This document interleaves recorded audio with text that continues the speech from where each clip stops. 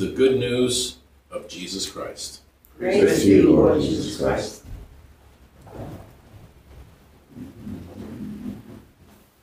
Last week I was talking about questions that we asked, when we're little kids and teenagers and adults, and then moving into sacred questions, the questions ultimately about our life.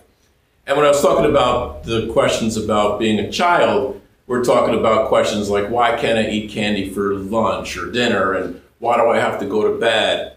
And, I got an email from Terry, and he says, you really should admit that these are not just questions that children ask, like these are also questions that adults ask. Like, for example, how come I can't suck the jelly out of a jelly donut and then fill it with chocolate swirl ice cream?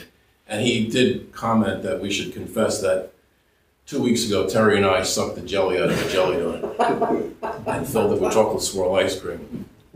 And Vinny, we were going to invite you, but we only had a gallon of chocolate swirl, so there just simply wasn't enough. So, it's kind of fun. We talk a little about fluff, about jelly donuts and chocolate swirl ice cream. So let's talk about, we have a little bit of a fluff, because what I want to do is I want to plunge into probably about as deep as you can go into the human experience. And that is this. Last week I had an opportunity, and I probably have mentioned this, where there's a thing called true rest, where you go into this big tank. It's like a big shell with like a lid.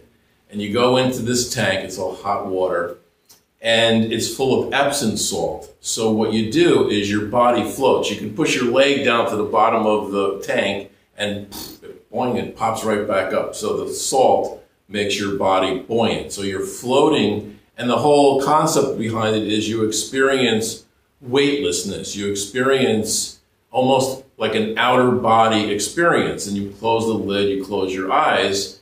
And I really have this powerful experience, which seems to be growing and developing inside of me, that as I'm breathing and I'm floating and everything, I'm of this sense of like getting in touch with who I really am. Getting in touch with who you really are. That who we are is an awareness. We are a conscious awareness living in this body.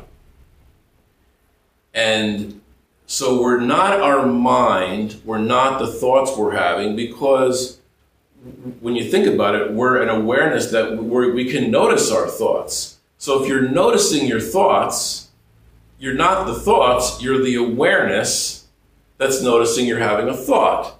If you stop with you're angry or you're down and out and you're reacting, if you could stop in that moment, well, normally we don't, if we get angry, but if you stop and you think like, I'm aware that I'm angry. So again, if I'm aware that I'm angry, I'm not the emotion of the anger, I'm the awareness that's noticing that I'm angry. So that we are this awareness. We're not our thoughts and we're not our feelings. So then as the time went on, as I'm laying there, I don't know, I had this thought of I remember being about 10 years old. And Mrs. Rhodes, I was in the 4th grade, and Mrs. Rhodes asked me to go into Mrs. Semler's class, that were the 6th graders, and she asked me to get a packet of manila paper. I'm 10. So of course you're 10, man, you're going into these 12-year-olds. This is like, whoa, this is like the big time. And I went in there and I asked her, everything was quiet, and I said, Mrs. Rhodes wants me to ask you to give us a packet of vanilla paper. And so she starts laughing, and then the kids start laughing. And I was clueless. I didn't know, what's the problem? I guess, so in other words, I've heard of vanilla. I've heard of vanilla ice cream, vanilla. And I probably just never heard of manila. So I had a listening for vanilla. So when I went in there, I asked for a vanilla paper. And I was, they were laughing, so I felt very awkward and funny and everything like that, right? So I don't know why I'm having this thought as I'm laying there as a 61-year-old guy thinking back to that. And I'm just imagining I can almost remember that. I can remember, again, being this awareness that went into that classroom. And yet, when you really think of this little awareness, this 10-year-old awareness, what did he do wrong? I mean, he just went in there. He's got no clue, vanilla, manila, whatever. And yet, the experience from my ego, my sense of self with others, was I felt embarrassed. I felt funny in that. But if you really look at it, the awareness that I was just pure. It didn't do anything wrong, didn't do anything embarrassing. It just was like, just didn't know. So, and then as I'm like unpacking, I'm coming through different pictures and things like that. If you ever do that, you look at pictures of yourself when you're like 10 or 15 or 20 years old, and you look back at like who was I then? And how did I feel about myself? And what was going on? You know, we have all these doubts and insecurities and how we drew conclusions about ourselves. And yet, what remained constant through all of that is, and you think about this, you've always been that awareness.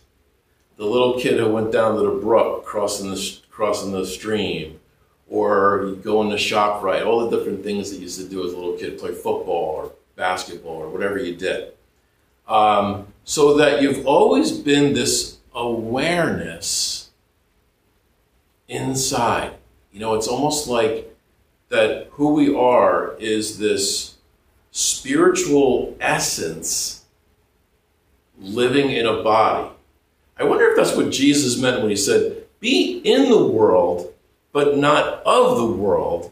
In other words, you are an eternal spirit being, awareness, that's in this world, in this material world. So there's different material things that happen to us. We have losses, and we have heartaches, and we have things that don't go our way.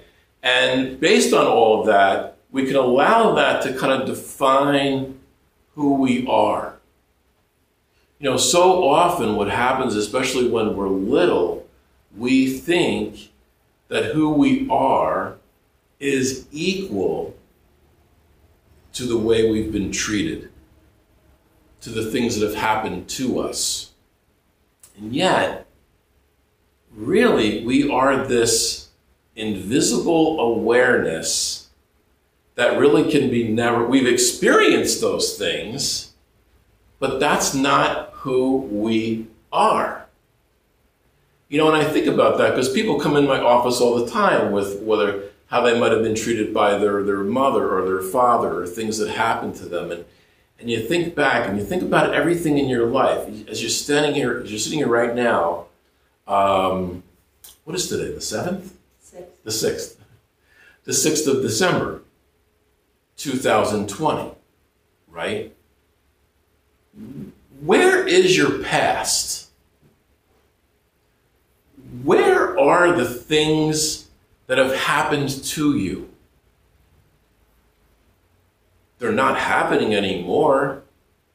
They happened X amount of years ago. It could be 30, 40, 50 years ago. It's not happening anymore.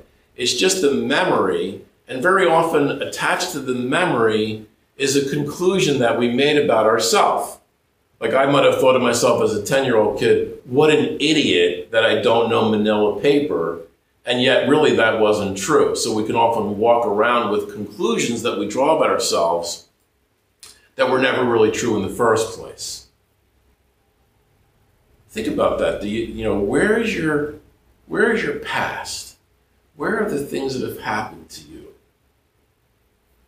And if I think about that as like a spiritual awareness, I really think that what Christ was saying in different ways is that never had anything to do with who you really are. You know, he gets baptized and he hears that voice, "You are my beloved Son in whom I'm well pleased." Like, can we hear that this morning? That you are this beloved Son. You are this beloved daughter of the living God in whom he is well pleased. That's who you are, this awareness that you never were the things that have ever happened to you. And I think about that and I think, what is that as a human being when you do think of things that have happened to people, however they were mistreated? Particularly when you look at like a child who was mistreated by an adult in different ways. And you think, is that God? He's calling collect. What was this? The things that have happened, like if a child gets mistreated by an adult. Now, if you look at that as an awareness, let's say something happened years ago, and you think, well, in a way, that never had anything to do with who I was. That had to do with whoever the adult was and whatever was wrong with them, and how they would, what no healthy adult would ever mistreat a little kid. And so what happened has nothing to do with who that person is. It's not happening anymore.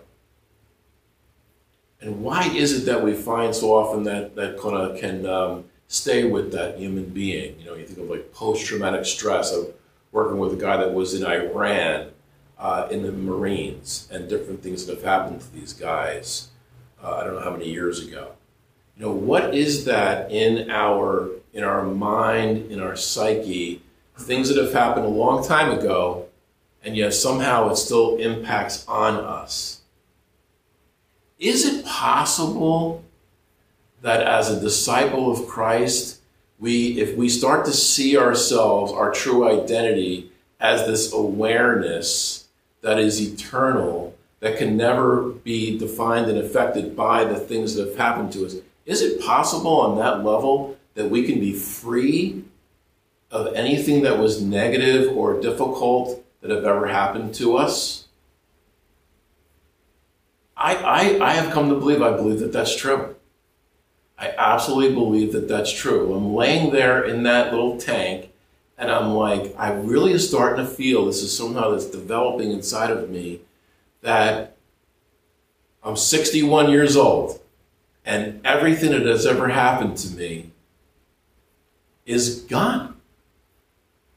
It's completely gone. I am totally free to, just as Eckhart Tolle says, life is always and only now. So right now, as you're listening to this morning, get a sense of that anything that has ever happened to you has nothing to do with who you are. It doesn't define you. It's not happening anymore. And that you have the power inside of yourself to be absolutely free in this moment. I like the song that you played. It just had that upbeat kind of like a celebration type of, you know, the mountains. And when you look at Isaiah, where it's saying the Messiah is going to fill every valley, going to lower every mountain, take anything that was rough and difficult and make it a smooth plain. I wonder if we could listen to that passage and looking at that in terms of ourself, that every valley you've been in, every difficult, any obstacle that was so hard for you to overcome, whatever has been rough, whatever is the bang up, whatever is the pain and the hurt, that Jesus is saying, I am coming and I am giving you a power beyond yourself to not only be healed of anything that has ever happened to you, but I'm giving you the ability to recognize your true identity. That who you are is pure awareness. I'm looking at you. I'm aware that you are in front of me. You are there looking here, and you're this. Who is that? You're that awareness that's noticing. Do you hear that? That it's almost like so powerful and yet so simple. Like you sit there and say, are you aware of the sun? Are you aware of the American flag? Are you aware of, driving the car? And you're like, yeah. And you say, so kind of practice being in touch with that. Practice during the day. You could look at your hand and you're noticing you're looking at your hand. Get in touch with, I'm an awareness that's noticing my hand. I'm an awareness that's taking a shower, that's feeling the hot water. I'm the awareness that's tasting the food, the chocolate swirl ice cream. I'm aware of that. Practice all during the day. Get in touch with that you are this awareness. And that I believe we are really free to live now in the moment, unencumbered by the things from the past. You think so often, prepare the way of the Lord and coming in, preaching repentance and a turnaround. And so often the classic Christianity, it's almost like a continuation of the nonsense of you're a sinner and you're bad and you need to be saved. And it's like, well, what did we do? We were born. I'm just this little kid going and getting manila paper.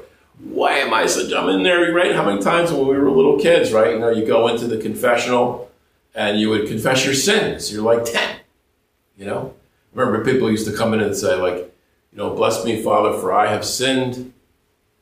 It's been 1 month since my confession. I've had 16 impure thoughts. 4 per week. You know what I mean?